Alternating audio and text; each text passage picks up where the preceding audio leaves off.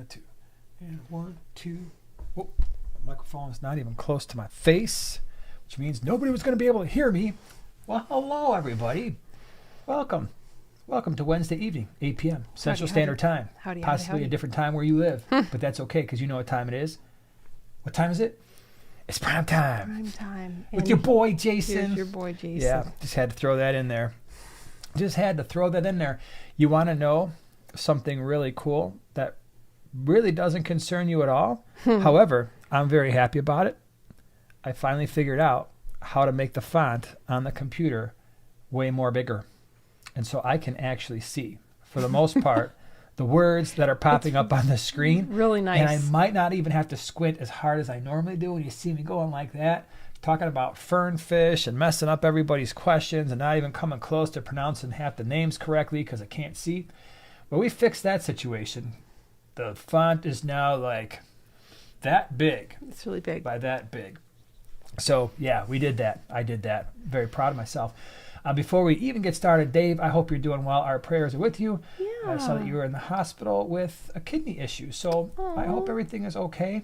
And we'll keep you in our prayers for sure. Take it easy. Yep. Just take it easy. And EJ, thanks for being a prime timer again. Hey, Eric. Really appreciate it. Coming on board once again, hanging out with all of us. Weirdos. With the not so cool all kids. All of us being us two weirdos. Yep. So definitely glad y'all are here. Thank you to our moderators. Oink, I see Whip. I know Dave is here. I thought I saw Wendy somewhere in here as well. So that's pretty cool. Thank you so much. So, yeah, today it is going to be all about you and your questions. And we are going to be answering as many of your questions as we possibly can. But before we get to that point, so hold your questions just for a second. Before we get to that point, I want to talk a little bit about what's happened this week and what's coming down the pipe. Coming down the pipeline? Sure. A pipeline. It sounds very businessy. That's what we're going to be doing. So on Sunday, I did what I feel to be the top 10 coolest tetras on the face of this earth. If you haven't checked out the video, check it out. Because I came up with my own rating system. I graded all of the tetras on 4 different things. Yes, things. And I'm going to be doing that for other fish as well. So I just wanted to do the tetras first. And then you today did what? I did my own tetra video. My top 5 for the 20 gallon because some things need to be said. And what did you say right before we you didn't even notice, like in the video, and then today you didn't even notice why I'm wearing a green t-shirt? Because I'm representing. That's what I'm doing. I'm representing. So you're representing. And so I guess it was kind of a pseudo sort of response to my video that you're responding to. So you could check that out on the small scape. Tomorrow we'll have the members video out. And then Sunday, I've got a long-term product review. This one, I don't know how to feel about it. But I feel a little weird about the video that's coming out on Sunday because you'll see why. I just feel like... I don't know. We'll have to see what you think. We'll have to see what you think on Sunday when you see the video. Places we're going to be. Now I got you wondering, huh? Oh, I think I know which one. Okay. No, maybe you do, maybe you don't. Really? Well, yeah. So places we're going to be, and well, this is going to be, oh my gosh. So Saturday, almost forgot about it. Saturday, on the 21st, we are doing the Greenwater Aquarius Society swap. So that's in Tinley Park, Illinois. Oh, you're wearing the shirt. So that's in Tinley Park, and fish are on the website available for pre-order for people to pick up on Saturday at the swap. By the way, thank you to everybody who bought fish from last week's GCCA swap. It was the busiest swap we've ever done. Oh my goodness, we had the family up at 325, and we packed fish like crazy, and it was really awesome. So, Saturday we're going to be there, and then thinking ahead to next month, we are doing our first ever Quad City swap in Davenport, Iowa. And that is, I believe, the 19th of February, Sunday. And then the week after that is the GCCA swap on the 26th. So it's going to be back-to-back, really, really busy weekends. So crazy. We're looking forward to that. So if you're someone who goes to the Quad City swap and you don't get a chance to make it out this way, well, we're going to be making it out to you. So we'll have the website updated about, 3 or 4 days before the swap. And you can check out all the stuff and feel like, wow, I can actually partake in that instead of just wishing, because some people, I always get the comments, man, I wish I was closer. Well, we're coming to you if you're in that area. So that's what's going on there. Anything else? Anything I missed? Yeah, Andy said, go green neons. Thanks, Andy. And Dragon is finishing setting up my 11-gallon cube for my half moon betta. Very frustrating gluing rocks together. LOL. Yeah. Been there. Yeah. Have you been there? Not really. I have not been there, but I've been there when you've been there. Real stinker. Real stinker. That's what I hear. But hang in there. I don't worry about such things because I don't glue them together. I just stack them up and hope for the best. That's right. And you get what you see in some of the old videos where it's like, what in the heck? I mean, I can't believe some of those old videos I put on. Like, I just updated the whatever tank. And it's like I went from a few rocks to just a larger stack of rocks. I wouldn't call it aquascaping. I don't even know what I would call it. Just placing rocks in a pile. But hey, I think you did a darn good job. Thank you. I appreciate that. Hey, Tom, thank you so much for becoming a prime timer, primate, prime time partner. Really appreciate it. Hope you enjoy it. Well, like I said, we'll have a video out tomorrow. At some point, I am actually back in class, at school, starting this week. So my break is over. That's unfortunate, but hey. Gotta do it. Things happen. Eventually. So, yep. Bishpan 20-gallon lawn. Glad you're here. Thank you so much for the super chat. Daryl says hi. Hey, Daryl. My 10-gallon tall is ready for shrimp. Do you think some hatchet fish will get along with the shrimp? By the way, green neons are cool. Love y'all. Well, thank you very much. Well, you rhymed. Thank you very hatchet much. fish, that's a great question. I think they probably would. One, because hatchet fish generally stay at the top of the tank. I cannot imagine a situation when they're going to go down to the bottom and start trying to pick off shrimp. And their mouths are tiny. Especially if you want to be on the extra safe side, go with the marble hatchets instead of the silvers because they're even smaller. So that's a really interesting combination. And if you do it and it doesn't work out, can you please let me know? Because I would put money on it. If I were a betting guy, I would say, yeah, it would probably work just fine. But I've never done it. And I think hatchet fish are one of those fish that, man, I don't know, for some of you who've been keeping fish for a long time, back in the 70s and 80s, hatchet fish were everywhere and everybody bought them. It just seemed like it. I mean, we always had hatchet fish in our house. Everywhere we went that had fish tanks, they had hatchet fish. And now, I mean, you'll see them from time to time, but I don't think they're as popular as they used to be, and I don't know why. Probably because they're always jumping out of the tank and people are like, I bought 15. After 2 days, they found the tiniest little hole that was down to 3, and one lived a really long time. I had little hatchy, the hatchet fish. So, yeah, but that'd be cool. Let me know how it works. Do you want to hear a really cool hashtag? I do. It's my new favorite. Okay. Are you ready? Yes. This is from Toski. Hashtag green neons got robbed. Not in your video, they didn't. Not in my video, they didn't. But elsewhere in the world, they did. I had, but my video was legit. Yours wasn't legit. Those are fighting words. You know what? My video. I need a regular pen. Well, here, hold on. I need my particular pen. Excuse you stole all my pens from over here, didn't you? No, you stacked them up over here. Anyway, no, I don't remember what I was going to say. Good. Oh, I had a numbering system. I mean, mine was official. Yeah, that was sweet. I do actually like order. It wasn't just order and by method. My feels. Miss I Lemon. had a numbering system that was based on my feelings, but it wasn't strictly just feelings without a numbering system. That makes a big difference. When you put numbers to your feelings, it changes everything. I need you to know that. If you learn nothing else tonight, this is a life lesson. Okay, fish keeping is all about emotions, love, and passion. So if you can't include that in your numberings, whatever you have to do, whatever. And I gave reasons why the best Tetra for the 20-gallon is the best Tetra. So she's got reasons, but does she have the numbers to back up the reasons? Don't matter. I don't know about that. I have a number one. John Wood is fighting COVID right now. No, so dude, get lots of rest. Okay, hope you feel better soon. Because it's time to John, garden. you know what you should soon. do? You should breed some super red bristlenose. That helps COVID, I heard. Oh yeah. Breeding more bristlenose. That's the key. That is the key. So anyway, those are all the things going on. I wonder what y'all have going on, what kind of questions. Man, this is so great. I can see. It's like a whole new world has opened up to me. Like Yeah. I am not even having to squint, which means I'm not going to get a headache in an hour from trying to squint, and my eyes aren't going to be super tired and puffy later on. I mean, they're already puffy. They're always puffy, but that's my personal business, and you don't need to know about that. A little bit of, what do you call that stuff? Put on your eyes to make them not so puffy. Cucumbers? Oh, I don't know what you put. Never mind. That looks like a fun stocking Hold on. question. Kyle says, have you heard about a fish that is born blind? Yeah. And well, I've had fish that were born without eyes, like legit, or at least one eye. I don't know what's going on. In our fish room, we have a Cygnus, which kind of looks like a Neolamprologus burchardi, that was born without an eye. It has one eye, but it's one of the largest fish we have in that tank. It's in the 33 long.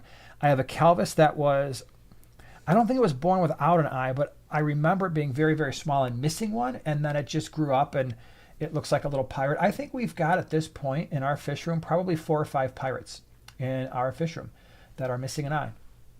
So, and they do well. Now, completely blind? No, your Globetta wound up going blind, and yours wasn't the only one. I think Kasha from Creative Pet Keeping, she had one that went blind after a couple months, and then they can't find food. Of course, you got the blind cavefish, which that's a different story, but yeah, I don't know if I've ever I don't think it would be that easy to recognize, because I don't think most fish would live very long, because they would probably have a hard time finding food.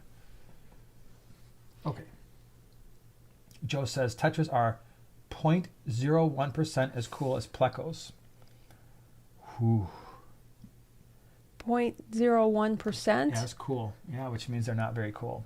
And that's even like a percentage. It's not that's 0.01 converting to a percent actually equals like that's 1. 0.01%, so it's like it's pretty rough. Well, if you really love plecos, then yeah, I would go with it. It's okay. It takes a whole world of people and interest. It sure does. Otherwise, everybody would be fighting for the same exact green neon. That's right. Truth Will Out, thank you so much for the super chat. If I'm getting 2 20-gallon tanks, that's pretty cool, first of all. I want 2 different fish in each tank. So a total of 4 different fish. Recommendations.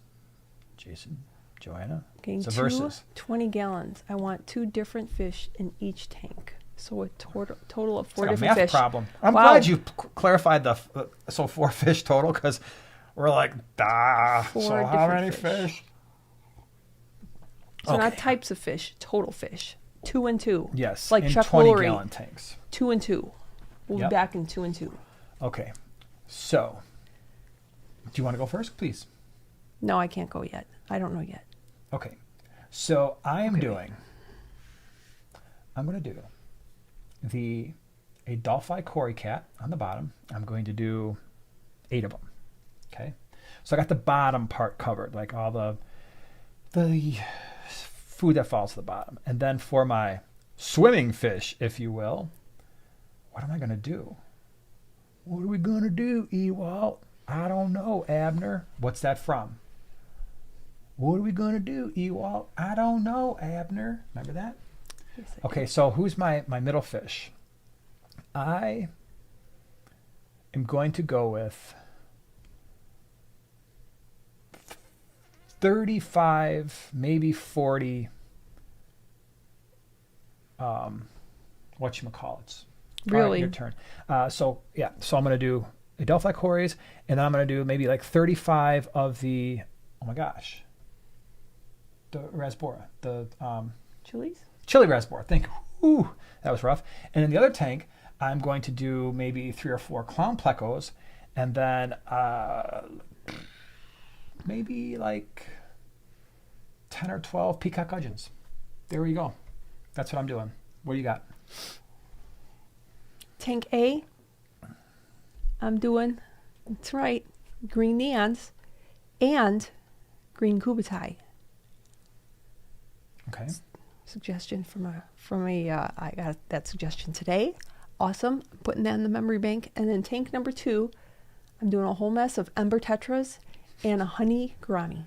A whole mess. There you go. That's an official number. See, that's what you get with her videos. You get a mess load and A bunch. and A few. a flibberglass. Yeah. A pinch. Don't Well, even you ask can't what really that do is. a pinch. A pinch of fish. Gee, that could be rough. Yeah. Let's see here. Planted Botanicals said, how did you promote your YouTube channel from the start? I just started mine about a week ago and was wondering if there was any way to get more views or promote the videos. I probably did what everybody does when they first launch a YouTube channel, and that is I just told my friends and family, hey, can you watch this and maybe subscribe? And I remember like the first day I had like 18 subscribers, and my family was very supportive and my friends were supportive, and they would watch the videos, at least for the first few. And then of course, if they're not into fish, they're like, all right, dude, I'm done. There's a learning process that goes with this. And I would say don't rush it, because what you want to do is, the other thing to do is be very helpful in comments sections of other YouTube channels. If you're offering very sound advice, very good advice, and pick the questions that might have something to do with what you specialize in, that can be helpful. That can turn people on when you've answered somebody's question, and especially some of the larger channels where they just don't have the time to go in and answer every single comment. And some people have questions and you see, oh man, they really didn't get them answered. You can go on Facebook groups and just answer questions, but answer them under Planted Botanicals and do it that way. You want to do this as a grassroots, build up, be helpful sort of thing. And it's going to take time. Right? Understand, especially now with the number of channels that are out there, it's going to take time. And so the more helpful you are to people, the more you will be noticed and recognized. But in terms of, overall promotion and stuff, I would say let that happen naturally. One of the major mistakes that I see smaller channels making, and it is a big one in my opinion, is when you have smaller channels shouting out smaller channels saying, hey, they're almost at 200 subs. They're like 25 away. Go sub to them. Go sub, go sub, go sub. And they might even hit that goal. The problem is if their subscribers are not watching the videos, they just sub because they wanted to be nice, right? They wanted to sub and get the person to a certain milestone or get the shout out. A couple things can happen there that can really derail a channel when it's small very, very quickly. And that is, you have to look at this from YouTube's perspective. If you put a video out and your subscribers are there because they basically felt compelled to get you to a certain subscriber number, and they're not watching the videos, what YouTube is doing is it's basically saying, okay, you made a video and your most loyal followers, the ones that actually took time to subscribe to your channel, are not watching the video. Therefore, there is no reason to promote that video anywhere else because your most loyal followers aren't watching. So you got to be really careful about those shout out things. I see that mistake happening constantly. And I think if you were to talk to some of the larger YouTube channels, they would all say it's a really, really bad thing to do as a smaller channel that's just getting out. Try to get that growth organically. Let people see your value in and of itself.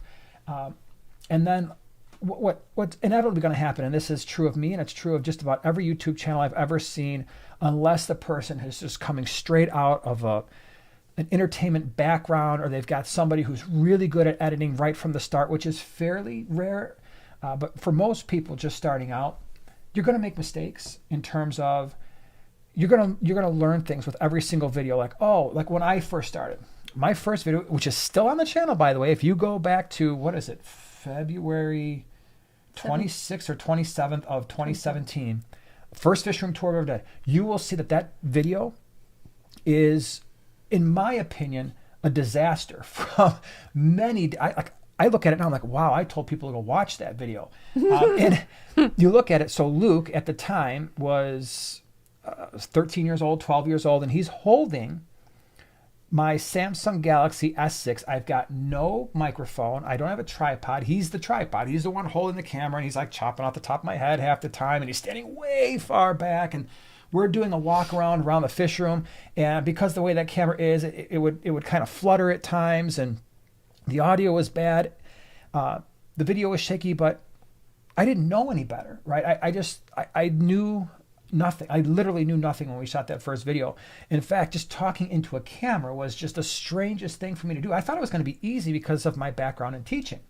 So I'm used to public speaking. That never bothered me, but it was a very different thing talking into a camera and finding your own voice and finding your own personality. Joanna told me for probably the first, at least year, you need to show more of your personality. You need to show more of your personality.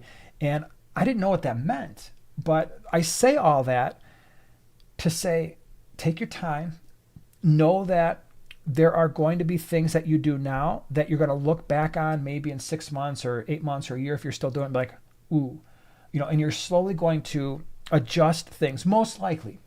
And you want to have that time to allow that to happen without having 1,000 or 2,000 people go, what the heck is going on here? Because it can happen, right? So be helpful is the short answer. Be helpful in comment sections of videos. Be helpful in Facebook groups. Put out great stuff that's really useful. And the other thing I will tell you is, in the land of YouTube, especially in fish keeping, there has to be some type of uniqueness to what you're doing, right? So whether that is your background, whether that is your experience level, or entertainment value, or editing skill, there needs to be something there. It's harder now for smaller channels to get started because a lot of the low-hanging fruit videos have been done, and they've been done thousands of times, right? So the water parameters videos, the species profiles, the videos that 5 or 6 or 7 years ago might have allowed somebody to really get onto YouTube and get some views. They're buried under literally thousands of other videos. And so explore that. What are you going to offer that is unique? And trust me, you have something to offer that is unique. You do, right? You just need to find that and then hone in on that. And sometimes you get the feedback from your viewers, they respond really well to something, and you're like, wow, you know what? This might be it. This might be what I have to offer that is going to be unique, and it's going to be something that people want to see. So good. I wish you the best. I hope it works out really well. And it can. Hold on. I saw some things come in. This is so great. Brittany, thank you so much for the super chat. I got a piece of driftwood for my tank. It's sat in boiling water for 20 minutes. That's cool. And will only float in the tank. Been floating for a week. Yeah. Any suggestions? I'll let you. My recommendation is to super glue typically in an aquascape, it's the substrate and then the rock and then the driftwood. So what I would recommend, you super glue the driftwood to the rock. So you may want to, maybe at your next water change, get the water level down and then super glue it. The other thing you can do is pile rocks on top of the driftwood if you find some way that you like to do it, and that will eventually, because at some point the driftwood will soak up the water, but it's just going to take probably a few weeks, if it's quite possibly. And or you can even zip tie driftwood to rocks. If you don't want to see the rocks, you can always bury the rock that's holding the driftwood down.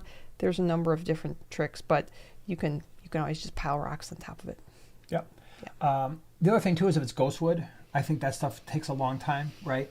Relative to other types of woods, even if you boil it, ghost wood will sometimes float for an extended period of time. I would think usually the lighter it is, the longer. But gluing it to something, wedging it, screwing it into slate, which you probably don't want to mess with, but somehow just fastening it to something heavier. You've seen, if you look at some of the aquascapes that Joanna did on both her channel and Prime Time Aquatics, sometimes you'll see that rock looks a little out of place.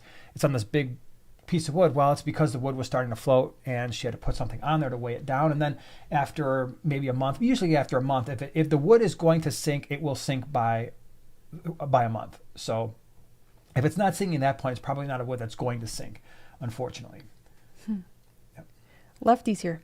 Lefty, what's up? Hey, Lefty. Oink's been a member for 15 months. Glad you're here. Glad you're back. Do you know of a completely internal disease that brings on juvenile blindness, lack of smell, and brain damage in fish? My Texas isn't recovering. I'm sorry to hear that. A lot of that stuff. So going back to my parasitology course, some of the parasites will cause that, but it would. Other than that, I guess some viruses would cause that too. But viruses, for the most part, you're not going to be able to treat those. If it was an internal parasite, it would have that's a tough one because most likely the Texas cichlid wasn't outside somewhere. Almost all those parasites would require some type of intermediate host, either some type of snail that's been outside or birds or something like that. But I can't think of anything offhand. I need to go back and reread my fish disease book. I've been wanting to do that lately, and I just want to go back there because I feel like some of the knowledge I had when I first did that aquaculture and fish health degree master's program, it's slipping away because I don't deal with I don't deal with a whole lot of nasty things. Although now that we're bringing in more fish, we're starting to deal with some stuff again. All right. Okay, I see. By the way, good job, all of you. If you have questions, if you put @Primetime Aquatics in your question, it highlights it in orange for us, makes it a little bit easier for us to see, and therefore a little bit easier. It stands out so we can answer it. Jaden says, I just got a job at Petstock in Australia, and I'm so excited because I get to work with fish and help people start their aquarium adventure. That's really cool. That can be fun. It's always nice to have a profession or a job or profession or whatever where it doesn't necessarily feel like a job. I feel like I've been very blessed for most of my life where teaching to me, it's never felt like a job. I don't call it a job when people, oh, where are you going? I'm going to school, because that's just what I call it. I don't call it, I got to go to work. It's not a job to me. I love teaching the biological sciences, especially microbiology, virology, parasitology, biology for majors. I love that molecular biology type stuff. I love. And then Primetime Aquatics, this is awesome. I mean, I've got the hobby, I've got fish, I've got YouTube, I've got the teaching aspect. So it's really cool. So hopefully you enjoy it. That's awesome. Hold on. Charlie says, moving some Insoba deep in Buna from a 40 breeder to a 125. That's going to be cool. Adding 22 fry, the 8 parents, 3 males, 5 females, also 3 new adult females, and 4 new unsexed juveniles, 4 new genes. Good ratio, male to female, and total count. Oh, and a 125, you're totally fine. Yeah, that's what, 30, 30, oh yeah, for sure. And you've got space there, even still. It'll be fine. They'll figure it out. I never found them to be like, I know some people say that they can be a little rough on one another, but I kept them in a 55 gallon, and I don't remember having a whole lot of issues. And I actually, those in the Pseudotrophia solosi I like because you get that male female where they look different. The Amsoba, to me, it's at times can actually look more interesting than the male solosi, but I never had a problem with them being overly aggressive, and I think it's just because they were a self-contained colony and they just kind of figured things out over time from a young age. Oh, can I go? Yes, you may. Yay. Please. Daniel Barrett asks, how can you tell the difference between fin rot and damaged fins from aggression? I have some very feisty Mbuna. Damaged fins from aggression usually don't have any fuzziness to them. For the most part, they usually tear or they bite, but it's not like fuzzy, like things dangling off. Now, damage from aggression can lead to infection in the fin. So if you start seeing like a fuzziness or a really thick white sort of texture, then you might want to start treating that with an antibiotic. The Maricin 2 combo work fairly well. Even Maricin Oxy works well, and it's a little bit easier to use, and it won't crash your cycle as hard. Sometimes what I will do is I will start with the Maricin Oxy because it's not crashing cycles as hard, and that's something where I think the directions say like add it every day or every other day. And then if that doesn't work, and a lot of times it does, then I'll switch to the Maricin 1 and 2. But the Maricin 1 and 2, because of the antibiotic nature, can sometimes damage your cycle a little bit in your fish tank. William says, I'm trying to raise my KH in my 75 gallons safely and keep it consistent. Thoughts? So for KH, Aragonites, the Carib Sea African cichlid mix, I really like that. Start slow.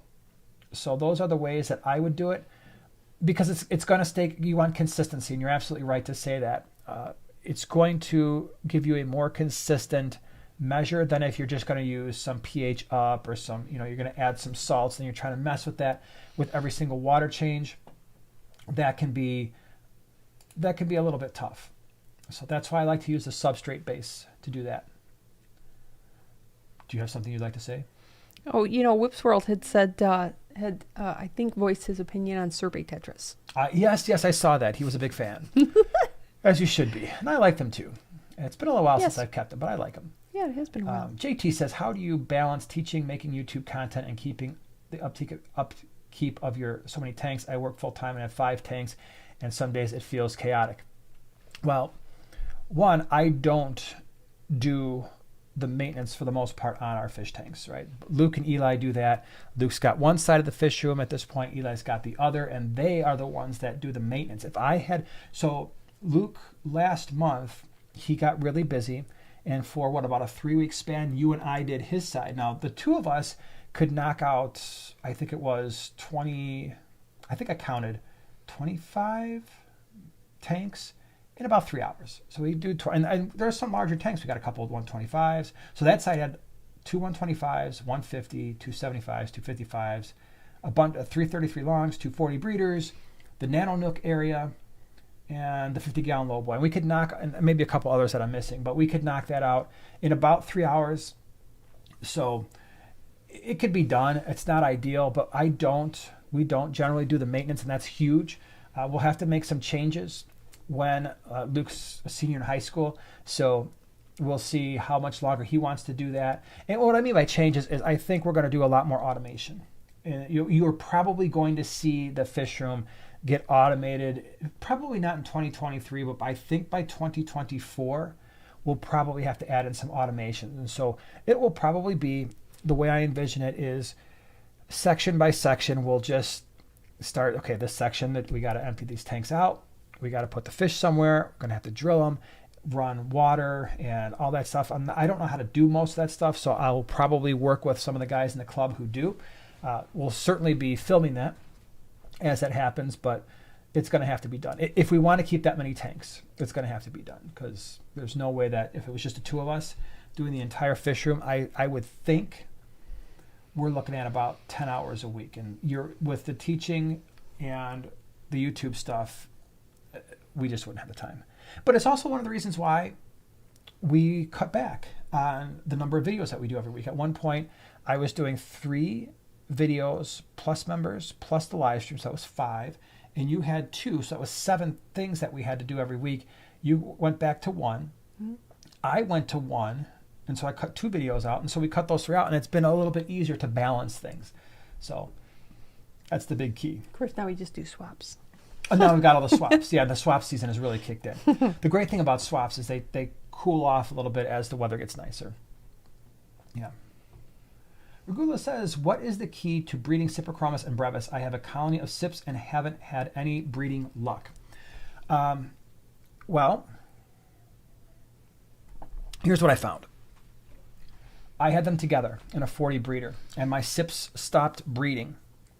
And at first I thought, okay, well, I've got some fish will stop breeding if there's too many fish in the tank. And so you always have to be aware of that. Is my tank getting overcrowded? Because they will cut back on breeding, especially cichlids. Then I realized that some of the brevis that were in that tank were actually quite large. And I'm like, you know what? Let me take these few brevis out. It was a pain because I had to basically take all the rock work out. There's a big, giant crypt in the middle of that tank. I had to fish out those 3 brevis, put them up above the tank, above with the rest of the brevis. And then all of a sudden, I started seeing fry again. So I think in that particular case, the brevis adults were eating some of the Cyprichromis fry. The Cyps would eat the brevis fry. So that combination wasn't working for breeding. Cyprichromis it just takes time. They got to be adults. And like I said, we've got them in a 40 breeder. I feed a lot of live baby brine shrimp in that tank. So they get it twice a day. And I think that certainly helps. But I always have holding females in that tank. And now I'm actually starting to see the fry again, which is nice. The brevis can be a little bit more challenging because if you've got them in a smaller tank, like let's say a 20-gallon, they will pick off one another's fry. And so they kind of, in some ways, behave like ocellatus in that way. They're a little, any of those, like the bulldog face-looking shell dwellers, which would be your brevis, your ocellatus, the meleagris. I found all of those to be very intolerant of one another's fry and sometimes intolerant of one another. In a 20 long, you could get away with a couple pairs of any one of those fish. Meleagris, maybe, but they will knock out each other's fry and mess with each other's shells and all that stuff. But basically what I would do, and actually some of the people in the club would do this as well, is anytime they would see a female that was spending all of her time in the shell, sometimes they would just take that shell and just say, okay, there's probably eggs in here. Let me chuck it into a 10-gallon and then see if we start seeing fry. Because the female's not going to eat her own fry. and then eventually scoop the female out, leave the shell in there, and then let the fry grow up and feed them live baby brine. The sips, they don't eat their fries, so you can just live baby brine and give them time. What you got? You got something? You got a little something for us? Sure. Okay.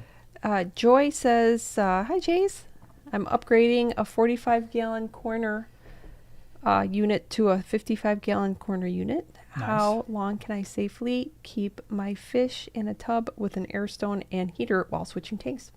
All day. All day. I wouldn't stress about it. I mean, we've switched out, I don't even know how many tanks at this point, because usually what we'll do is, oh, I don't want that substrate anymore. And once you switch a substrate, you're breaking down the entire tank at that point, because you're not leaving the fish in there trying to scoop substrate out and all the fish waste and detritus and stuff that gets stirred up. So at that point, what I like to do when you know you're going to do that is get your tote or whatever, fill that up the night before. Try to keep it close to the tanks if you can. Put your air stone in there, put the dechlorinator in there, put a heater in there, make sure the water is the same temperature, but just use tap water, right? It's going to be, there's no advantage to using tank water when you do this switch, because the only thing that's in the tank water is nitrate, which is actually bad for fish anyway. So you might as well use fresh dechlorinated with an air stone, love what you're doing, and the heater. Get that tote the night before, just so if there was any residual stuff in the water, it's gassing off anyway. Catch your fish, in the tote they go, but don't stress a lot, because if you want to just make doubly sure that there's not going to be any kind of ammonia issue in there or anything, don't feed them the day before, and that will help so they don't produce as much waste, especially when they're stressed out. The other thing you can do is, I don't know what kind of filtration you're running in your 45 right now, but if it's a hang-on back and it will fit on the side of the tote, and you can keep the water running. So the big thing here is making sure whatever filter media you have stays wet, and try to aerate it as best you can. So if you can't attach the hang-on back filter to the side of the tote, it's just not going to work. If you've got the media in there and you can kind of place it in a filter bag even above the air stone so it's still getting some oxygen, it's not going to be as good as if the filter was running, but at least you won't lose a lot of that beneficial bacteria. Anything that you're pulling out of a tank that's going into the new one, so any rocks, any wood, if there's any plants, try to keep that stuff in water and keep that oxygen going too, because you've got beneficial bacteria all over those surfaces. And then after all of that, when you put the fish back in the 55, I would still try to add some Fritz Turbo Start in there just to make sure that you don't have a temporary ammonia spike. But you do all those things, you should be okay. All right, hold on a second here. I'm moving around. Rob, thank you so much for the super chat. I have a giant betta that's with bloated belly. That's not good. Giant betta's cool, but the bloated belly's not so cool. I fasted him for 2 days, then fed him some boiled peas. Cool, but still no change. Do you have any other tips or tricks to help him? Yeah, I know that sometimes the boiled peas work, but every time I've done it, it's never worked. So I've gotten to the point where I just skip that and I go right to Expel P and Paracleanse. That to me, like if that stuff's not working, the other thing you could do, if your fish is eating, because you said that you fasted him for 2 days, which is great. If he's eating the boiled peas, that's a good sign, because then what you could do, if you can go on eBay or I thought it was, I want to say Greg Sage, but I don't think that was him. There's medicated metronidazole flakes. A bloated belly, if it's some type of a bacterial infection, when you can get anytime you can get the medicine into the fish as opposed to putting it in the water, it's much more effective. So if you can get the medicated metronidazole flakes, that would be very, very good. If you can't, or it's going to be like, man, this is going to take a week to come in, this fish might not live that long. Obviously, the Expel P and the Paracleanse is going to be a much easier option, easier to find. And I believe, I never can remember which one's which, but one of them's got metronidazole, the other one's got levamisole. And levamisole is good stuff. So when you use that in combination, if that doesn't work, it can be tough after that. But hopefully that combination will work out okay. What are you telling me? All right, Danny, thank you so much for the super chat. I was wondering if you can do a video, Mesonata festivus flag cichlid. If I ever get him, I will do that. So one of the things that I like to do with the species profiles, I need to be very familiar with the fish. I don't always use the fish in my fish room, right? So you've seen species profiles where I was like, oh, wow. Like, for instance, the emerald green tiger barbs, the green tiger barbs. That was not my tank. Those are not my fish. Those were at Aquascapes, but I've kept those fish before, so I feel very comfortable talking about them. The X-ray tetra video I did, I'm like, this is the most amazing scape that I've seen in a long time. So I use that tank and that setup, but I've kept X-ray tetras a million times. And so when you see a species profile that comes from Primetime Aquatics, I'm not talking about a fish that I don't feel comfortable because I don't have the experience, right? So I have to have experience keeping the fish for a extended period of time. So when I'm saying, hey, these tank mates will go well with this fish, I can say that because I've probably kept them together before or something very, very similar. So I feel very comfortable. So I'm not just saying, I'm not going to just go on the internet and read a bunch of stuff about a fish and then be like, all right, well, here's what I read and here's what you should do. No, that can be very dangerous. So if I ever get the Festivus flag cichlid in the fish room, I will do that. By the way, if everything that I ordered fish-wise comes in this next shipment, there's going to be some really cool stuff that's going to open up some really, really good possibilities for some species profiles, some things that I haven't seen in a long time, some really interesting fish. And we've got some cool stuff now. As soon as my lovely wife over here starts scaping a couple of these tanks, we're going to do some cool species profiles. That's the other thing too, is I would prefer when I do a species profile to have the fish in a tank that actually is somewhat appealing, and as opposed to maybe just using straight up footage from like a pet store or something like that. I don't know. I just want it to be visually look nice, and Joanna can make that happen, and I know she will. So yeah. And I think you missed Stacy. Member for 12 months. Hold on, this thing's jumping all over the place. Yeah, you wound up way at the bottom. Well, you know what happened is I made this thing, the font, way larger, but now when it jumps... Oh, it jumps super speed. And by the way, for those of you who are wondering, the giveaway stuff, we're going to start that again. I've been in contact with our channel sponsors. We're just trying to really... There's some cool things coming up. So we're going to do things differently this year that I think is going to not only benefit the person who wins, but other people as well. And we're just trying to figure out all the details on how to make that work best. So I know I haven't done any giveaways this month. But trust me, one, we'll make up for it. So, we won't just skip January, there's only 11 months of giveaways. No, we'll probably just double it up in a month. But I want to make sure that we do it better than we did in 2023. But what I was going to say is I'm going to have to shrink. We're going to do it better in 2023 than we did in 2022. That's what I meant. But when we do that, I'm going to have to shrink all this back down because the way this is jumping around, it would be a mess. Can't you slow the chat when we do it? Oh, what do you guys think about that? You wouldn't be able to rapid fire the numbers. But if you got the right number, the person with the faster fingers wouldn't necessarily be... I would love to hear your opinion. Should we slow the chat down on giveaway nights so that you enter a number, but then you have to wait whatever it is 30 seconds to enter another number, so that way the people that's like bam, bam, bam, 12 15 18 19 16 22 blah, blah, blah, and you're like, I guessed 12, but it was my second guess. They had 18 guesses because their computer was faster. We'll have to figure that one out. Stacy, thank you so much for being a member of the last year. I really appreciate it. And I really appreciate you explaining some of the behind the scenes YouTube stuff to us. What's the easiest solution for killing Blackbeard algae on plants? I have solutions. Do you have solutions? Well, why don't you share the one that you were just talking about this weekend? So I was sharing with somebody at the GCCA SWAT. I think one of the most popular things to do is if you've got a big problem with Blackbeard algae and you immediately want it to die, because most people do. I don't know anybody who's like, Blackbeard algae, don't kill it. It's your friend. Ooh, but usually it scares people. It scares me. If the Blackbeard algae is on rocks or wood or plants, and you have the ability to lower the water level below where the Blackbeard algae is, so now the Blackbeard algae is exposed to air.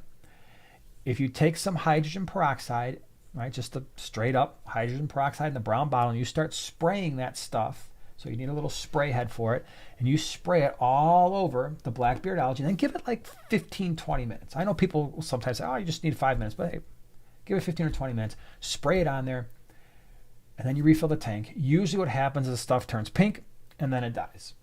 Okay?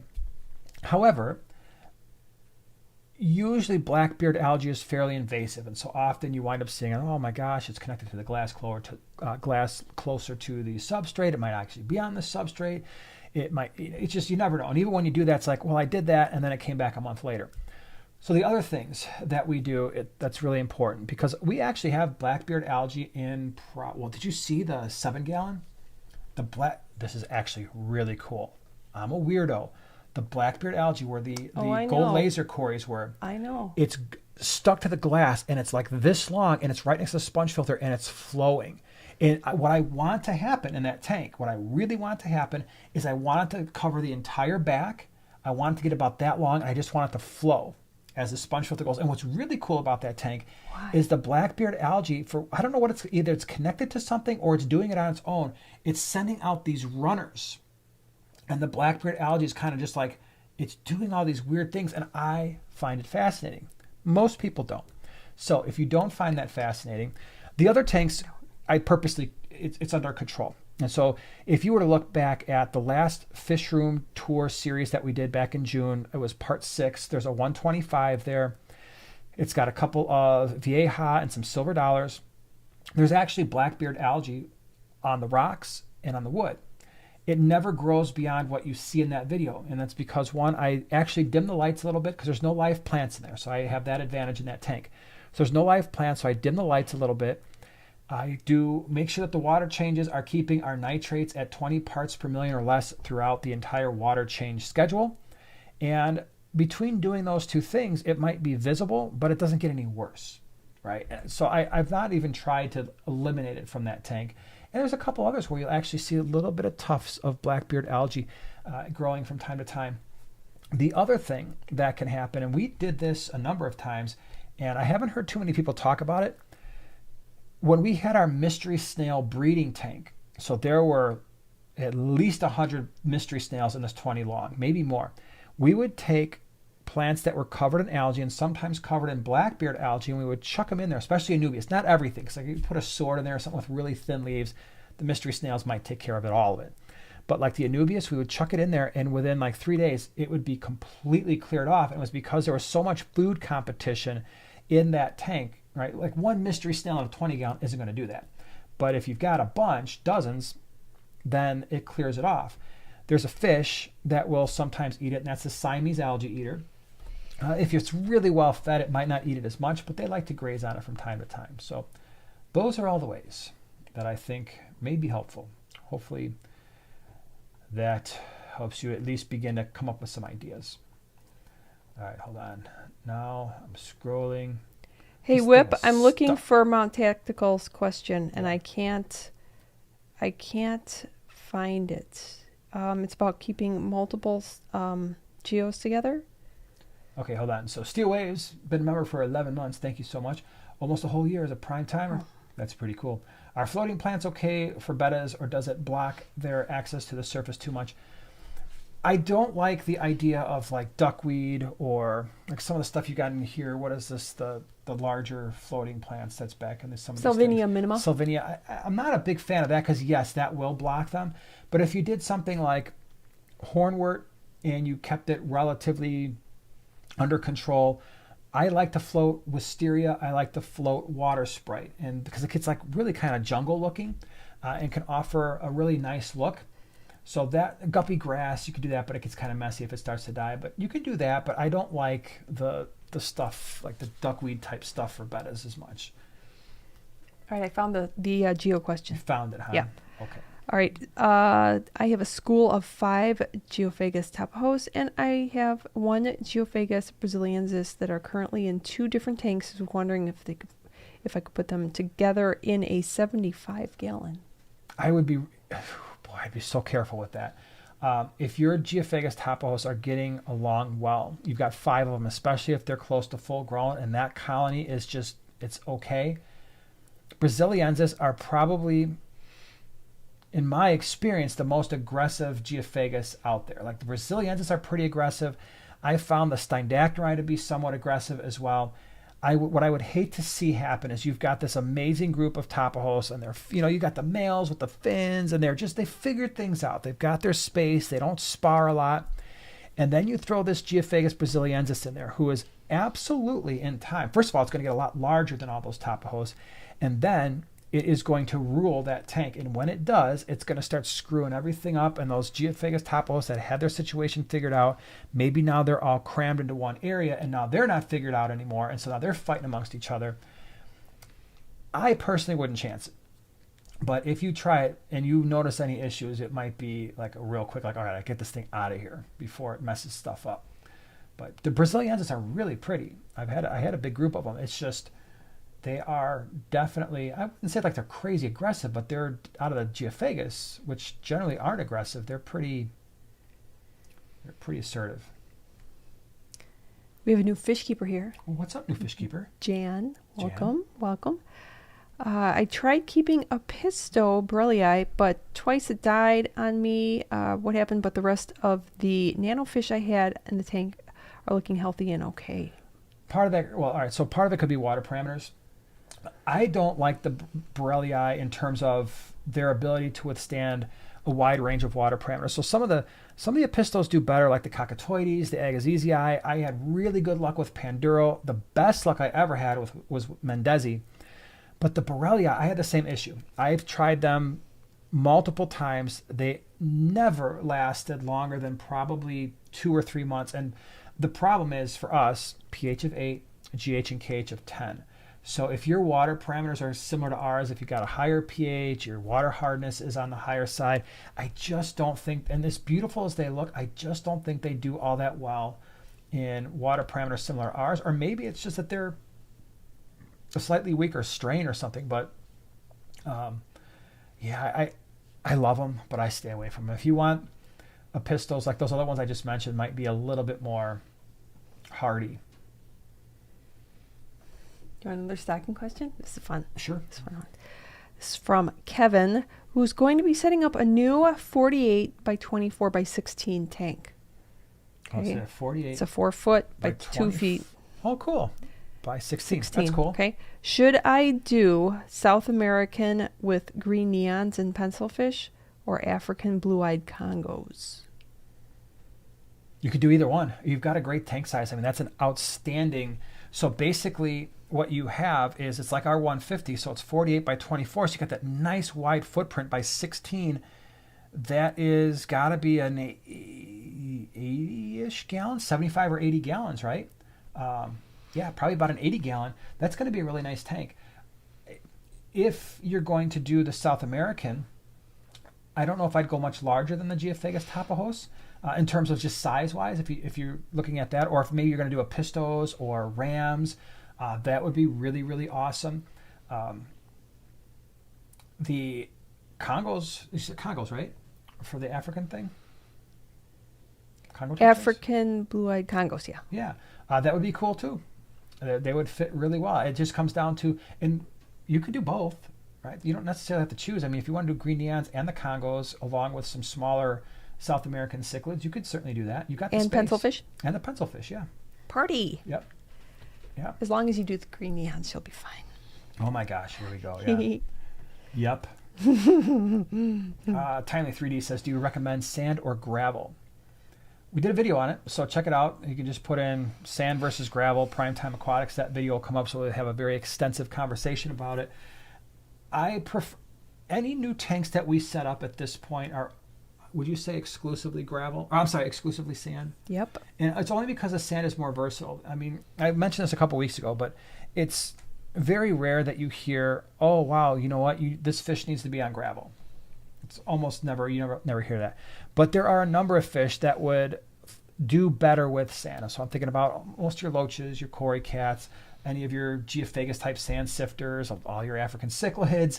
So it's just one of those things where the sand is going to allow us more flexibility. And it's if I could go back with a lot of the tanks that you see, I would probably limit the gravel. The gravel's easier to clean, especially if it's a non-planted tank. You just shove that gravel back in there and the stuff sucks out really easy. Where the sand, you have to be a little bit more discerning, making sure you're not sucking up the sand in your gravel vac.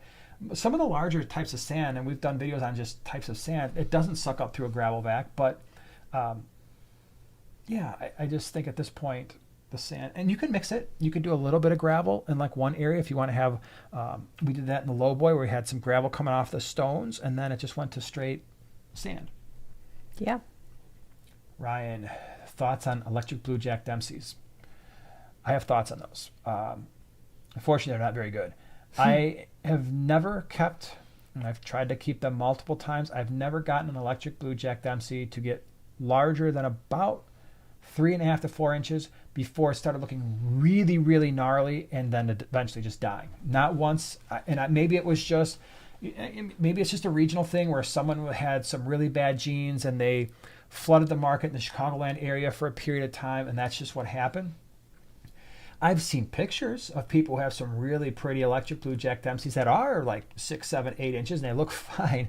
So it's not like all the Jack Dempseys look like that, but I personally cannot get them. And I talk to so many people like, yeah, same thing with me. And people live in other parts of the country, so it might not just be bad genetic stock here in the Chicagoland area. It's like, yeah, I try these things, and at first they're okay, and then they get to 3 or 4 inches, and their back starts getting all weird, their mouth is crooked, and then they die. So, or they get really skinny, and it's just, oh my gosh, it's very frustrating. So I won't even touch them anymore. But who knows? Maybe I'll have better luck. Maybe some people here are like, no, man, you're stupid. These things, they're awesome. They're bulletproof. Had them all my life. Moby says, I've heard the electric blue Jack Dempsey genetic lines are improving, but I've never kept one. I don't know how, because they're not true breeding. You need the electric blue gene with the standard version. And I just think once you wind up with the electric blue, there's something else going on. There's got to be some kind of gene linkage thing that's going on that's causing all kinds of issues, but maybe not all the time. When you were talking about floating plants, it wasn't Steel Waves. 11 member for 11 months. Yes, it was. It was, okay. Wow, look at everybody. See, I'm getting there. I'm trying to you keep at least even one done ear that open. Once so far. I've been trying really hard to tonight. Listen. Yeah. Listen and look. It's separating my brain in two. How about that? Doing all right. Philly says, hi everyone. Is it a good idea to buy dime-sized angelfish online? I suppose it's where you're buying them from. The smaller the angel, in my opinion, the more likely they are to maybe not make it.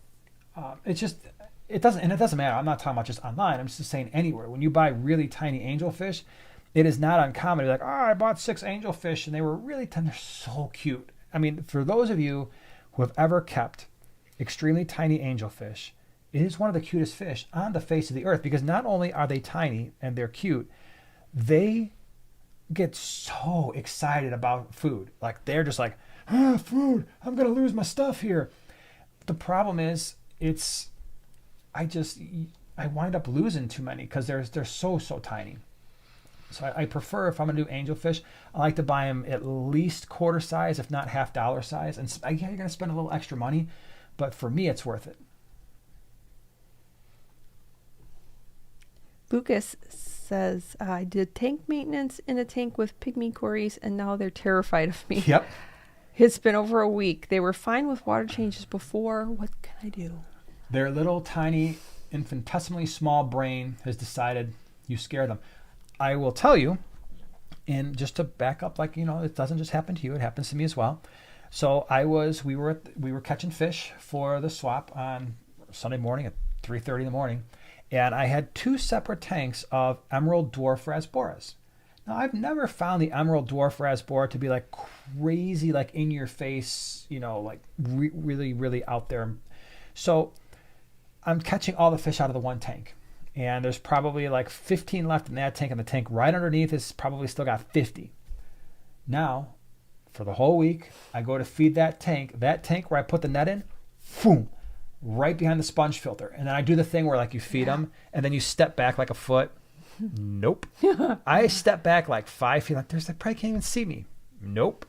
And then I'll come back in the room and just kind of peek my head around. They start eating. But the minute they even see my body, like 15 feet away, like bam, right behind the sponge filter. The other ones where I didn't put the net in, they're right out in front. They're like, yeah, man, this is great food. This guy's awesome. We love him. Hey, Dad, how's it going, man? You're feeding us great food. We love you. The other one's like, don't trust that evil man. He puts in this big giant red square and makes our friends go away. He took my wife. He took my kids. Oh, no. Oh, He's evil. Yeah. Oh, no. That's what they're saying. My group of emerald greens were really quite shy. Yeah. Yeah. So give them time. Give them time, and maybe some other fish like Talk nice. like guppies. Guppies are the dumbest fish when it comes to like being afraid. They're just not. So they're courageous in a very dumb way. Like when they see that sometimes that can help. The green cubitai, those fish are so like food driven. I literally go in there and net, plop, net. And I was catching these things out by the dozens. And I would just go back there and be like, oh, wait, he's back. There's got to be food. No, it's the net again, dude. I'm scooping all your buddies away. It's great. And same with the chili raspberries. Yeah. They'll literally just swim into the net. I'm like, no, I only need 6 of you. And like there's 20 of them. I'm like, hey, let's go into this net thing. This is probably going to be fun when he pulls us right out of this water. We're going to go into the air. We're going to be just like that big guy. Yeah, they're weird. Whip says, so Joanna, what time was it when you crashed and burned on Sunday, 10 minutes after the swap? Remember? Oh, yeah. So I remember when he's like, you look tired. Yeah, fun fact. I personally don't sleep well when I know that I have to get up at an unusually early time. I just don't. I don't know why. So Friday night, I couldn't sleep. And I'm like, and probably because I was like, if I can't sleep tonight and I know I'm not going to sleep tomorrow night, this is not good. So I probably just like got to a point where I was thinking about it too much. I got like 3 hours of sleep on Friday night. Saturday night, I knew that my alarm was going off at like 3:15 because I had to get everybody else up. Well, it was like, last time I looked at the clock, it was 1:50. And I was like, what are we doing? This isn't going to work. And then somehow I fell asleep. I'm pretty sure I'm going to give myself benefit of the doubt, maybe like an hour and 15 minutes. That's how much sleep I got. And then you didn't sleep at all.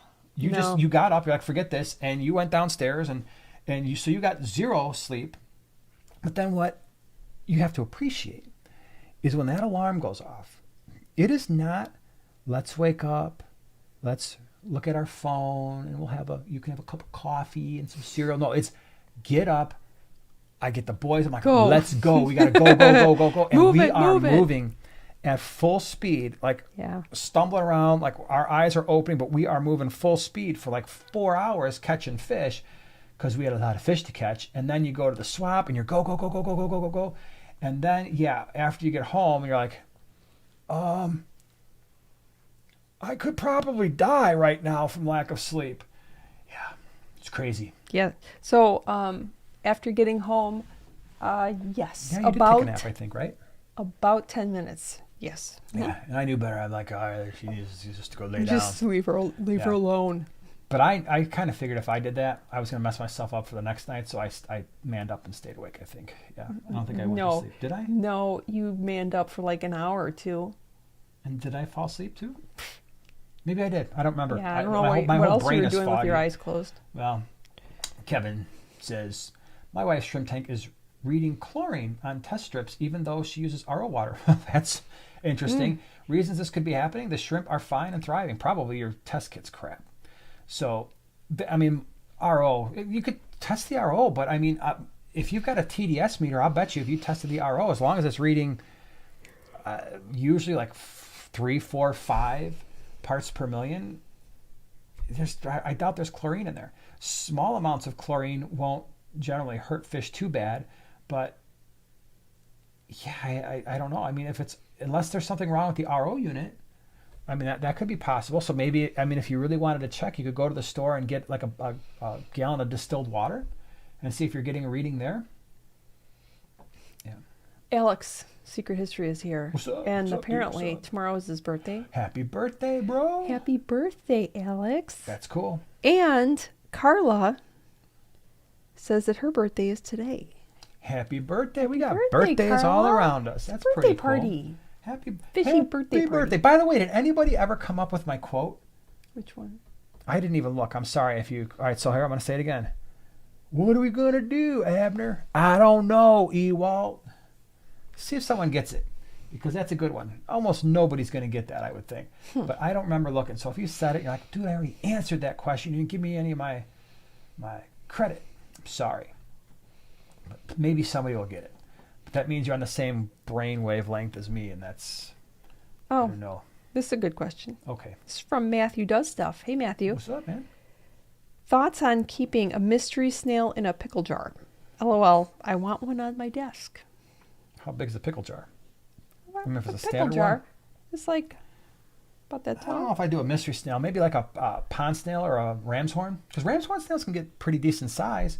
I would probably go that way, but I don't know if mystery snails can get pretty big. I mean, when you really let them grow, they might not appreciate that. But Yeah, so what biggest, well, like a gallon? yeah, a ram's horn would be fine. It'd be cool. Just kind of plant it up and put your little ram's horn snail. You can name it Little Rammy, and it'll be awesome. Or Yeah. Trevor? Yep. Or, what would be another fun Cheryl one? says, or chat, Primetime Aquatics or chat friends. Just curious. For fish that hold eggs in their mouth, it looks so full. Can they still eat during that time? Generally, they don't. So, Green hearts. Ooh. yeah. So most Thanks, mouth-burning Cheryl. fish that are holding eggs and then fry, so a lot of your African cichlids, Geophagus steindachteri, even some of the other types of Geophagus will temporarily do that, and then they will switch back and forth. But the African cichlids generally don't do that. They don't eat for those 2 or 3 weeks that they're holding fry, for the most part. And so because of that, usually what I do, and not only are they not eating, so they're losing weight, they're not because they're not eating, but then they have a hard time defending themselves in case somebody else is getting aggressive, or if the males are like, they can't take a hit, like, let's breed again, and the fish is like, dude, you see the situation? I'm already got all these babies. So what I will generally do with the females is I will move them to a 10-gallon. Sponge filter, relatively low lights, just let them chill because they're not eating. They don't want to be around anything. They just want to go back behind the sponge filter and hide. And then when they spit all the fry out, I leave them in there for at least a couple weeks. One, they can be with their babies and they like that. It's fun for them. And then I feed them like crazy and I get their weight back on and I get them healthy again, because what can happen is if you throw a female that just spit out her fry back into the original tank and then she breeds again and she just didn't eat for like 3 weeks, now maybe she's eaten for a couple days and now there's another 2 or 3 weeks where she's not going to eat and eventually she'll die. So that's how I do that, to try to make sure that the females are getting food. Whip wants to know, is that Ren and Stimpy? Wow. That's pretty stinking awesome. You just made your boy Jason there pretty That was one of my darn favorite Ren and proud. Stimpy episodes. That and Powder Toast Man. Yeah. Well, powder toast man, yeah. Okay, what do you want on your sandwich? Meat. What kind of bread do you want? Meat. Okay, Stimpy, give him a meat on meat sandwich. No, I liked Muddy the Mud Skipper show. Yeah. Muddy. And log, it's big, it's heavy, it's wood. Log, it's better than bad, it's good. Everyone wants a log. You're going to love your log. From Blammo. Okay, enough of that. Yeah, Lauren phew. says, I'm curious. Does anyone else keep a fish planner? I fell down the happy planner rabbit hole and now love having one fish tank specific. Yeah. That's pretty cool. I suppose we could do that someday, but we'd need a lot of planners and I'd probably get them lost. And Right? in this household, does anybody else have this? Is this just us? There are a few things that are an absolutely, like, it's a commodity in our home that just never seems to stay. Spiral notebooks, could never find paper. We have sometimes, now we've got the whole thing of pens here, but for the longest time, finding a pen was like, where's the pens? Well, it doesn't matter because I can't find any paper to write on, like a spiral notebook and tape and a pair of scissors. Pair of scissors. They're infamous. Those are the things They're all with that- one sock. somewhere in the house. Scissors, tape, notebook, pens. It's just, I can never find the stuff around here. Yeah. Yeah. That's about how it goes. Jamie, thank you for the beautiful green hearts. Are green neons too tiny to live with a young angelfish? And which angelfish are the most suited to a 55-gallon community setup? No, I don't. Well, all right. So hold on. I shouldn't say no. Depends on how young a full-grown. Well, let me back up. Okay. Small angel, small neons, probably fine. Large angel, small to medium neons, you might find some of them go missing. Full-grown angel, full-grown neons, most likely is going to work out okay because the neons are going to be way faster than full-grown angels. Don't have a lot of energy. They're not whipping around the tank usually, and they're usually not going to have the energy to be like, man, I'm hungry. Sure could eat some of them there neons, but well, they're fast. They're zipping around. Can't catch them. Yeah. So I think as long as they're properly matched size-wise, you can keep them together. All right, hold on. I had something, and then I lost it. The Happy Planner. Boy, now you got stickers. Yeah. Oh my gosh, now I got Happy Planner on the brain. Long Night says, I have a 40 breeder that I want to use as a community tank for an electric blue Acara. Any suggestions? Yeah, you could do that. If you've got an electric blue Acara, and then for that one, I probably wouldn't go real small tetras or anything like that. But if you want to do some Congo tetras, if you want to do some brilliant green rasboras, you could do anything at least a couple inches in size and maybe wider bodied. And electric blue Acara is probably going to just leave them alone. If it's really small fish, they just eat them just because they can fit in their mouth. Cory cats, hatchet fish, we were just talking about those earlier. What's the one I always forget? For what? I always forget one of the fish, and I always want to mention it, and then I always forget it again. For what? There's tons of tetras, like larger ones, like Emperor tetras, the diamonds, the candy canes. You got a lot of options there. Just don't go anything. If you start getting medium to even medium large neons with a full-grown electric blue Acara, I'm not so sure I would 100% trust it around those fish, but anything larger than that should be okay. Matthew, wait, where did I was reading Matthew's. Hold on, I got one from Dalton. Do you have any opinions on the Oase Biomaster thermal canister filters? Debating on trying it out since the heater goes inside the filter instead of the tank. Okay. Here's a couple things you need to think about. Anytime you have a heater in a filter, if the filter goes down, you now have two issues. Your filter's down, and now your tank is cooling off. All right, so just keep that in mind. The advantage is, obviously, you can't see it, which is cool. The other advantage is, because it's in the filter and you're getting a lot of water flow, that warm water that's heated is circulating around the tank a little bit more evenly. The downside is, your filter crashes, you've also crashed your heater. Now, for me personally, this is just my personal opinion, of all the filters on the face of the earth, and this I'm just thinking about what Whip right now is going to freak out. I don't like canister filters. Like, if I could, I'm going to do it. That's it. I'm doing it. I've done a comparison before, but I need to rank the filters. I'm going to spoil it right now, telling you that the canister filter is going to be on the bottom of my list. I don't like them. Not because they don't do their job, they do. I don't like the fact that they're outside the tank, and if they leak, you've got a big problem. And every canister filter I've ever had has wound up eventually leaking. And then you've got I'll put the canister filter in a tote. Yeah, you can do that. Thing number two, I despise, with every fiber of my being, even the thought of cleaning a canister filter. I hate it. I mean, there are a few things in fish keeping that I hate. That's one of them. I would rather deal with a nick outbreak. I would rather have Blackbeard Algae. I would rather have duckweed in every single one of my tanks than have to clean a canister filter. Wow, I mean it. I hate it. That's a lot of anger right there. I hate it. Because you gotta shut the whole thing down. You gotta pop the lid off. You got all this stuff, and it's messy. And the canister filter, especially if it's a larger one, it's heavy. And then you got to stamp it all back together, and then you got to get it started again. That's a pain. If I were going to do, I would. So if I can't do hang-on-back filters, if that's not going to be sufficient, I am going right to a sump. Because the sump, yes, it's outside the tank, but the cleaning is incredibly simple on a sump. If you've got a filter sock on there, or you've got some filter floss where the water is originally running into the sump, you're set. Cleaning that thing is super easy. So, yeah. Second floor, you might be crazy. Canisters are great. You're allowed to like them. Trust me. Go for it, Shannon. I could be just a weirdo, and part of it is I don't want to clean them, right? So yeah, Alex says the flu balls, the 107, 207, 307, 407, the only ones I'll keep. Yeah, like I said, I've had a couple that started leaking. I'm done with this. I'm not dealing with this ever again. First of all, Matthew does stuff. He says the duckweed I bought came with one baby ram snail. I'm gonna escape a pickle jar tomorrow. There you go. With your baby ram snail, little Rammy. Oh, yeah. Just spoil them rotten. And then wait, I got two. Okay. Oh, wait, I got three. Steel Wave says I use my Primetime Aquatics notebook as my fish planner. Yeah, right. Yeah. Do we have more of those? We do. I almost cracked some out for the last swap because, New Year's resolutions and all that.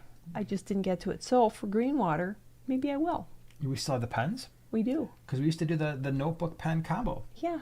All right. I like So- I love So we're making a commitment here. You got to do it for pens, Greenwater. So if you go into pencils, Greenwater, all that jazz. planners will be there. Does anybody, all right, ladies, anybody used to go to the mall and go to the Sanrio store that they had they had little cutesy erasers, pencils, little notepads. Was it just me? I don't know.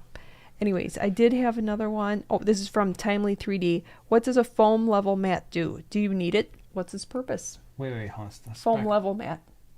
Like I'm assuming for your fish tanks. For the ones underneath the tank? Rimless, definitely. I would never put a, well, I shouldn't say that I would never do it because I did it. The 12 long is sitting on plywood. There's no foam under there. I would normally never put a rimless tank on a surface without the foam just because it doesn't have a rim. With the rim tanks, I just want to make sure that whatever surface it's going on is as level throughout the entire length and width of the tank.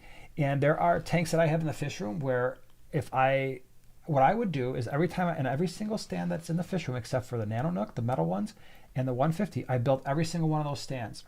And inevitably what's going to happen is when you build a stand, you think the wood is completely 100% straight, and then you realize, wow, there's a little bit tiny bit of a curve there.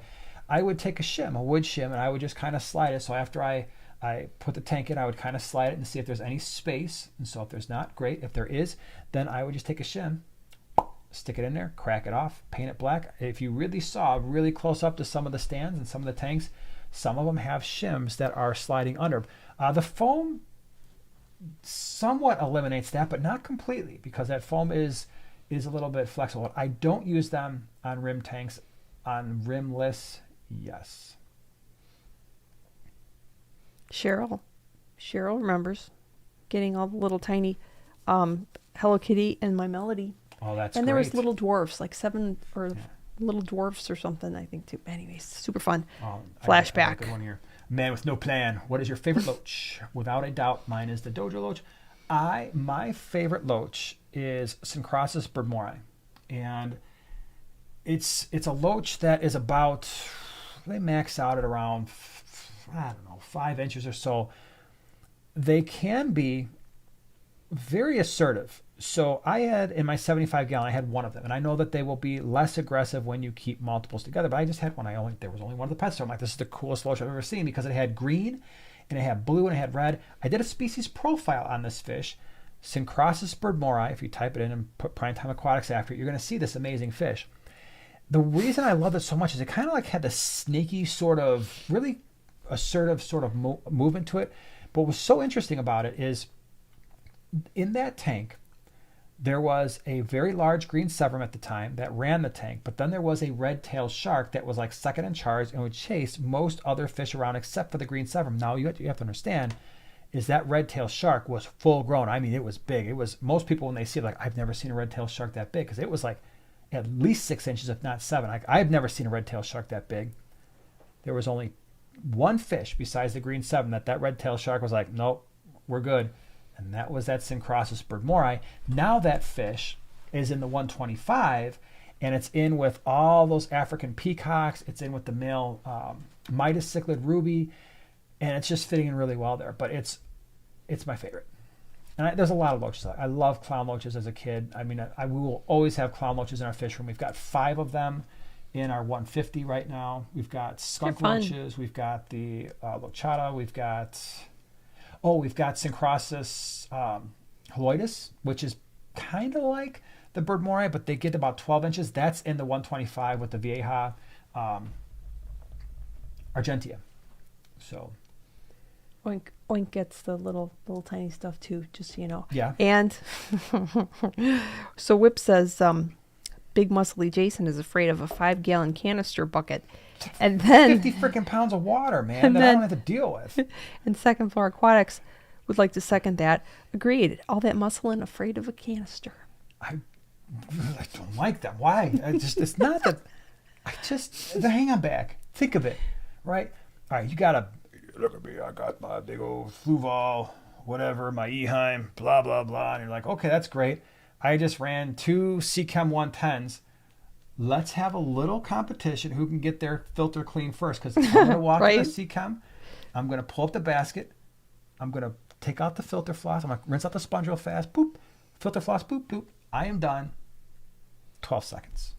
12 seconds. And Wow. not a drop of water hits the floor. Because you can put the basket on the lid upside down. Walk it over to the sink. Done. Everything's great. Life is wonderful. Yeah. Telling you. Hang on backs. I'm a big fan. I am. Can't help it. Gravedigger Aquatics, looking forward to meeting you two at the next Quad City Swap. Hoping Yeah. my table is next to yours. Oh, that'd be cool. That'd be sweet. I've never been to one. I have no idea what to Yeah, expect. so I saw excited. a video, kind of, sort of, like maybe a couple minutes of a video. I'm like, all right, Really? so layout's kind of similar to the GCCA, bigger. I heard there were 2,000 people there last time, so 1,000 people walked through the door in like the first 45 minutes. Sheesh. If that's happening, that means that people are finding good deals and good vendors. So if you haven't been to a Quad City Swap in Davenport, go, because everybody else is. I mean, I'm pretty sure half the state of Iowa is there with the kind of numbers they're bringing in. So, yeah. All right, hold on a sec. I saw so many good questions as I was blabbering on about other stuff, and then the chat just got All right. away Well, how from me. about Gerard? I want a pleco for my 20-gallon. I hope I said your name right. I want a pleco for my 20-gallon, but I'm not sure which one to get. The smallest I see is about 5 to 6 inches. Is that too big for a 20-gallon? I keep bristlenose, which is about that size, and 20s. Every single 20-gallon you see in our fish room has probably got a bristlenose in it. The other one, if you don't want something that big, because the males will get 5 or 6 inches, the females will stay smaller. So if you can find a female, that might be a better way to go, because they maybe top out around 4 inches. Clown plecos is the other one, and they're really pretty. They've got a really nice pattern, so you could do the clown pleco. That would be, it would probably, like, just in terms of the overall size and everything, probably look a little nicer. But either one is a good option. DJC says mouth rotors usually don't eat. Yeah, not when they're holding eggs and fry. Mine never did. Steve says, love my ehives. I moan and groan about cleaning them for days. In practice, cleaning one takes me about 15 minutes. My hang on back took me 12 seconds, according to me. That's good, though. Like I said, I understand why people like them. They move a lot of water, especially when you got heavy loads, and you can put all kinds of different biomedia in there. You can hide the filters in a lot of them these days, so I get that. I do. They're just not for me, because I know my personality is anti-cleaning all those things. Gardaki says it's sleeting outdoors.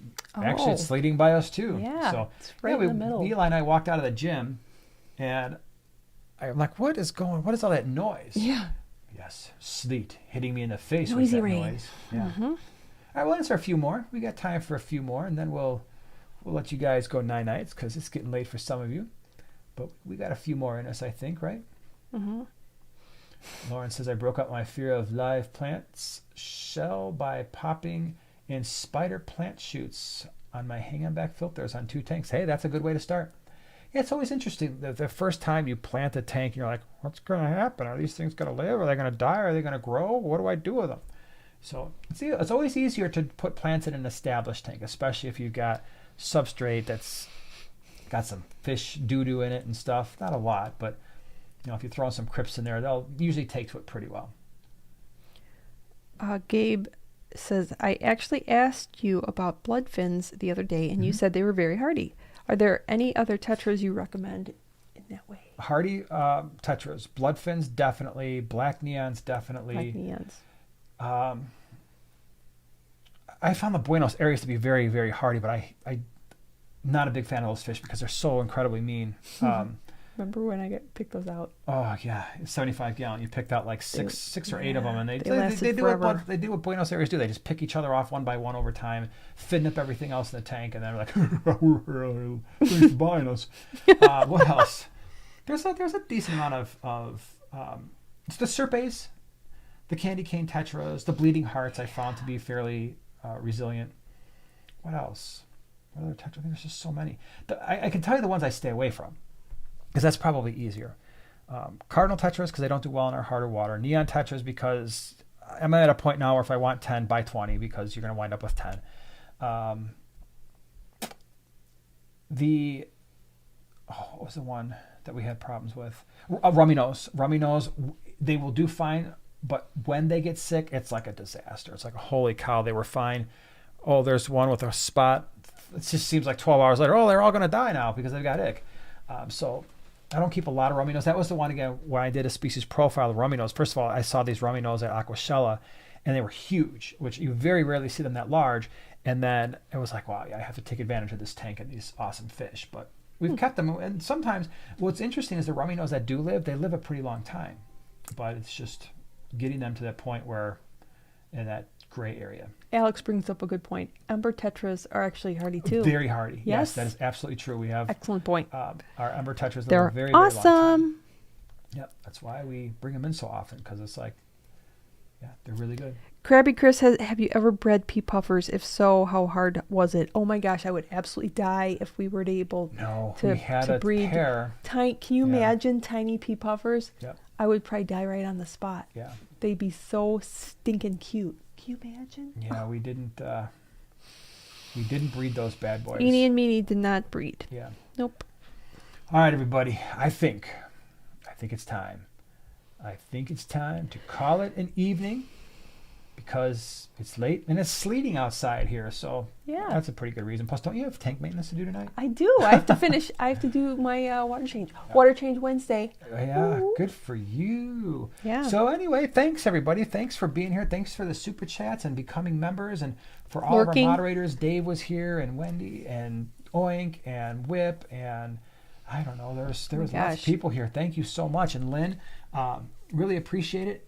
We will be back next Wednesday, same time, same place. Maybe we'll have a subject. Maybe we won't. Bring your questions. Write them down in your little planner, and we'll hopefully be here to answer as many as we can. So thank you again, and we will see you next week. Bye, everybody. Bye-bye.